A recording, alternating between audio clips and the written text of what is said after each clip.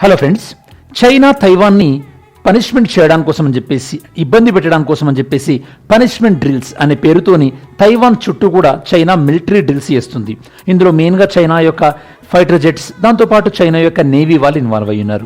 ఇది ఎందుకోసం చేస్తుందంటే చైనా తైవాన్ని భయపెట్టడానికి. తైవాన్ కొత్త ప్రెసిడెంట్ లాయ్ చింగ్ ఏమన్నాడంటే, ఈ యొక్క డెమోక్రసీని మేము కాపాడుతాం, చైనా కూడా డెమోక్రసీని రెస్పెక్ట్ ఇవ్వాలని లాయ్ చింగ్ అనేటువంటి నేపథ్యంలో చైనా ఈ యొక్క డిఫెన్స్ ఆపరేషన్ చేస్తున్నట్టుగా ప్రకటించింది.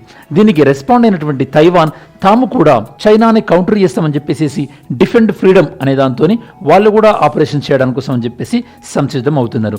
చైనాకి తైవాన్కి మధ్యలో ఉన్నటువంటి జలసంధిని, స్ట్రైట్ని మనం తైవాన్ స్ట్రైట్ అంటాం. ఇది మనకి maritime trade point of view చాలా చాలా ఇంపార్టెంట్.